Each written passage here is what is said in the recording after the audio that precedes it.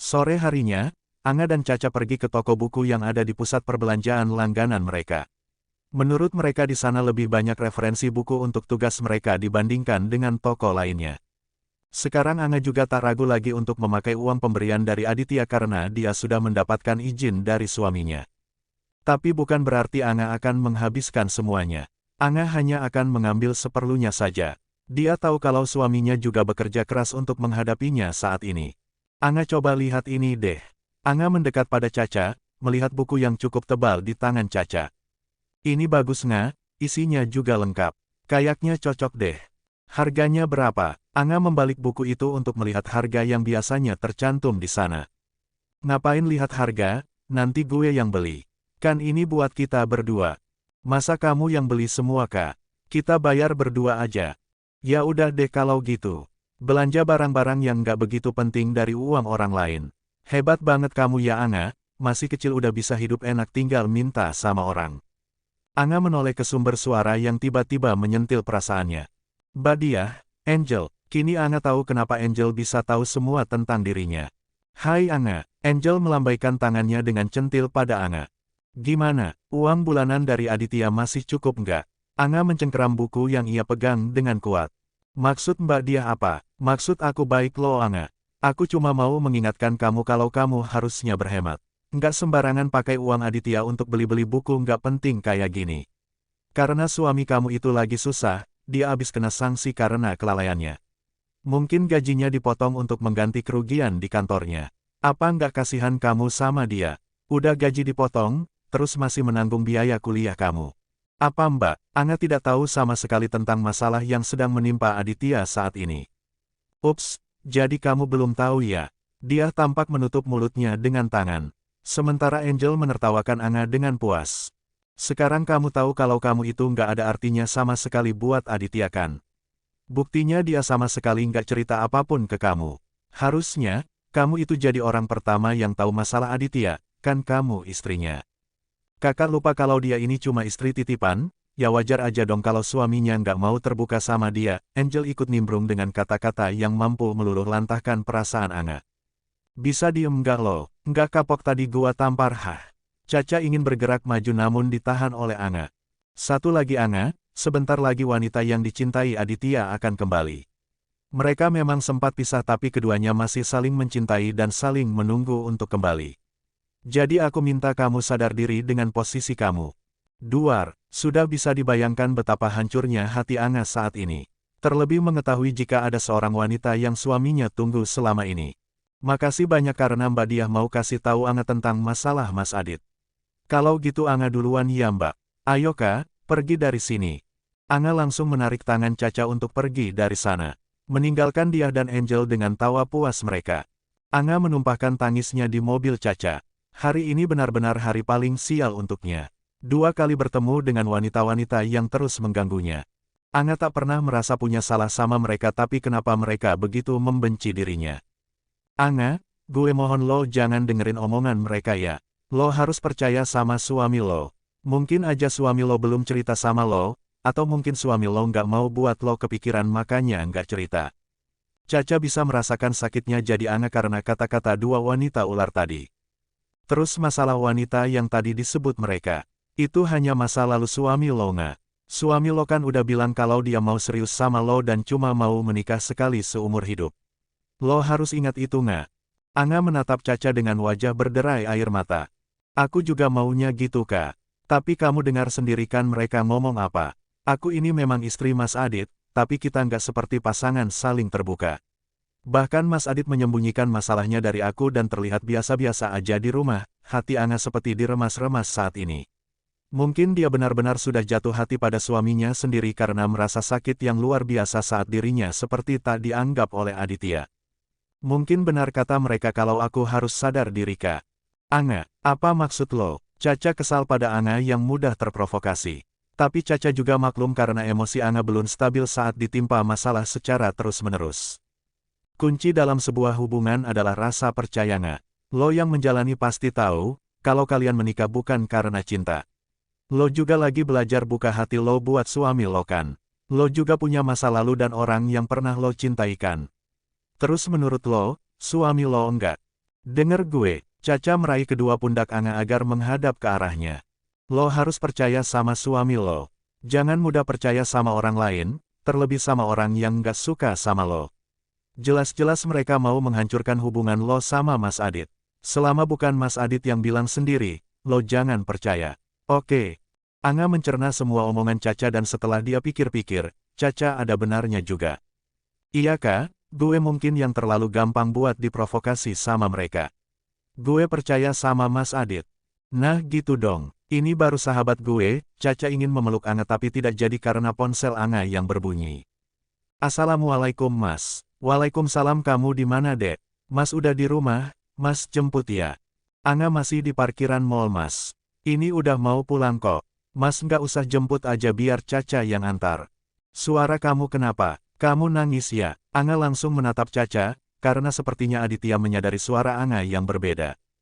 Enggak kok Mas. Cuma lagi di dalam mobil aja jadi berdengung. Ya udah, kalau udah selesai lekas pulang. Kalian hati-hati. Iya Mas, Anga pulang sekarang. Assalamualaikum. Waalaikumsalam. Tuh kan nggak, suami lo aja perhatian kayak gitu, nggak mungkin yang dimomongan dua wanita ular itu bener. Pasti ada waktunya suami lo cerita semuanya.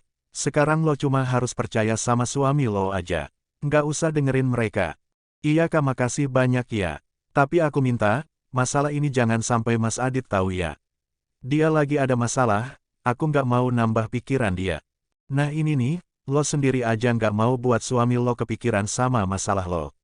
Berarti Mas Adit bisa juga kan berpikir kayak gitu, dia nggak mau buat lo kepikiran karena lo masih sedih karena kehilangan Kak Angga. Iya Kak, tapi janji ya jangan kasih tahu Mas Adit. Beres. Assalamualaikum Mas. Anga langsung menggapai tangan Aditya untuk menyalaminya. Waalaikumsalam. Aditya baru saja ingin keluar saat mendengar suara mobil di depan rumahnya, tapi Anga sudah lebih dulu masuk. Kamu kok baru pulang Dek? Mas khawatir, pasalnya Anga pergi lebih dari 3 jam dari waktu yang biasanya Anga keluar dari kampus. Maaf Mas, tadi sempat ke beberapa toko buku, Anga tak berani menatap Aditya karena dia sedang berbohong kali ini. Anga malah duduk di sofa sambil menunduk untuk melepas sepatunya. Terus dapat bukunya enggak? Aditya tak melihat Anga membawa buku atau tas tempat buku barunya. Belum dapat Mas. Anga mandi dulu ya. Anga beranjak melewati Aditya begitu saja. Aditya merasa ada yang aneh dengan wajah Anga, tak menunggu berpikir panjang. Aditya langsung menahan Anga. Aditya bahkan langsung memegang kedua pundak Anya untuk melihat waktu istrinya itu. Kamu abis nangis Dek. Anga kembali memalingkan wajahnya. Namun dengan cepat Aditya meraih dagu Anga untuk membawanya menatap ke arahnya. Apa yang buat kamu sedih? Bilang sama Mas. Ada apa Hem? Aditya mencakup wajah Anga yang sendu dengan kedua tangannya. Suara Aditya yang begitu lembut dan begitu mengerti keadaannya membuat air mata Anga kembali menyeruak. Aku sedih karena aku takut kehilanganmu Mas. Tapi aku juga sedih karena aku ini hanya membebanimu dan menjadi penghalang kebahagiaanmu. Lagi-lagi ungkapan hati Anga itu tak bisa keluar melewati bibirnya. Dia hanya bisa menatap Aditya dengan tatapan yang begitu dalam. Aku hanya ingat Kak Angga, dan Mama Papa Kak. Aditya langsung memeluk Anga, membiarkan tangis Anga pecah di dalam pelukannya. Hati Aditya terasa ngilu mendengar tangisan pilu dari istrinya itu. Jangan sedih lagi, ikhlaskan semuanya supaya hati kamu lega. Kamu nggak sendirian di dunia ini, ada Mas di sini. Aditya membisikkan kata-kata yang dia harap bisa menenangkan Anga. Apa benar Mas Adit akan selalu ada untuk Anga? Hei, ngomong apa kamu? Aditya merenggangkan pelukannya, dia menunduk untuk menatap istrinya. Mas ini suami kamu, tentunya Mas akan selalu ada buat kamu. Anga ingin percaya dengan suaminya. Selama Aditya tidak melepaskannya, selama Aditya tidak menyuruhnya pergi, dia tetap akan bertahan. Biarlah masa lalu Aditya kembali kalau dia memang akan kembali. Tapi bukannya itu hanya masa lalu. Sekarang yang harus Anga lakukan hanya mempercayai suaminya. Dia juga akan terus berusaha menjadi istri yang baik agar Aditya bisa mencintainya. Anga kembali memeluk Aditya. Kali ini dia yang lebih dulu masuk ke dalam dekapan hangat itu. Menghirup dalam-dalam harum dari tubuh suaminya yang sudah 2 malam ini selalu memeluknya saat tidur. Anga merasakan punggungnya diusap dengan lembut, juga sebuah kecupan ringan di pucuk kepalanya membuat hati Anga semakin berharap jika Aditya juga membalas cintanya. Apa? Membalas? Kenapa? Apa terlalu dini mengatakan kalau Anga mencintai Aditya? Itu juga yang dirasakan Anga. Dia sempat tak percaya dengan perasaannya pada Aditya saat ini. Dia sulit mengartikan perasaannya apakah murni cinta atau sebatas rasa nyaman karena terus dilindungi dan diberi rasa nyaman. Tapi tidak, kali ini Anga tidak salah jika menganggap perasaan itu sebagai cinta. Hatinya selalu berdesir saat menerima perlakuan lembut dari Aditya. Jantungnya berdebar-debar saat menatap mata Aditya yang menenangkan.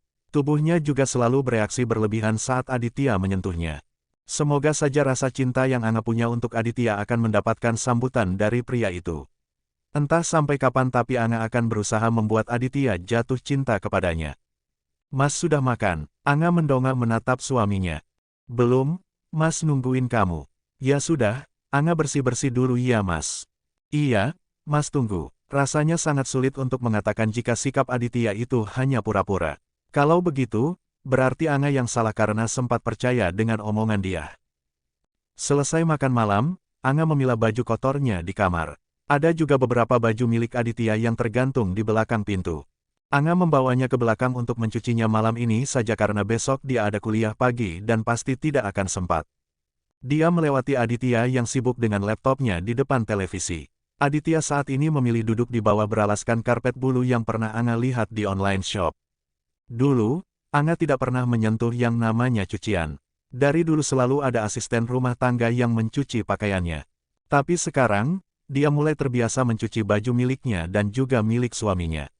Tapi terkadang, justru Aditya yang mencuci baju selepas sholat subuh. Anga memasukkan satu persatu baju-baju kotornya sambil memeriksa barangkali ada kertas atau tisu yang ada di dalam kantong. Untung saja di kontrakan Aditya ada mesin cuci, jadi sedikit memudahkan Anga. Cara menggunakan mesin cuci itu saja Anga harus membuka tutorial di internet. Kalau tidak, mana Anga bisa? Anga langsung meringis dengan pipinya yang memanas karena melihat celana segitiga milik suaminya sendiri. Meski sudah beberapa kali Anga menyentuh untuk mencuci tapi Anga masih merasa malu. Dek, ngapain? Jam segini mau nyuci. Anga terkejut bukan main sampai celana segitiga milik Aditya tadi terlepas dari tangannya. Iya mas, besok kan ada kuliah pagi. Biar besok pagi nggak buru-buru kalau harus nyuci dulu. Kan bisa mas aja besok dek. Kamu kan capek hari ini pulangnya telat. Nyucinya pakai mesin cuci loh mas. Nggak akan buat Anga capek. Kalau mau ngomong capek, mas juga capek karena seharian kerja. Mulai sekarang, jangan apa-apa mas terus. Anga juga harus belajar. Katanya Anga ini istri mas. Aditya hanya bisa mesam-mesem karena baru kali ini Anga bisa bicara sepanjang ini dengan suara yang begitu tegas. Kenapa mas senyum-senyum gitu? Nggak apa-apa, mas cuma seneng aja karena ternyata menikah itu menyenangkan ya. Maksudnya, Anga tak paham. Nggak apa-apa kok, ya udah kamu selesaikan dulu, nanti biar mas yang gantungkan jemurannya. Kita bagi tugas. Sekarang, mas lihat kerjaan lagi ya, kalau udah selesai temenin mas di depan. Iya mas. Anga kembali melanjutkan pekerjaannya. Dia men-setting mesin cuci untuk cuciannya kemudian mulai membersihkan dapurnya setelah tadi makan malam. Memang tadi sempat merapikannya sedikit, namun Anga merasa belum puas kalau tidak sebersih Aditya. Mengingat pesan Aditya tadi kalau Anga diminta menemaninya setelah pekerjaannya selesai, tapi Anga baru keluar setelah setengah jam berlalu. Anga juga membawakan minum untuk suaminya yang sedang menyelesaikan pekerjaan kantornya. Mas, Anga buat kak. Ternyata Aditya sudah terlelap di atas lantai beralaskan karpet itu dengan satu lengannya digunakan untuk menutup matanya. Anga mendekati suaminya, menyingkirkan lengan Aditya dari atas wajahnya.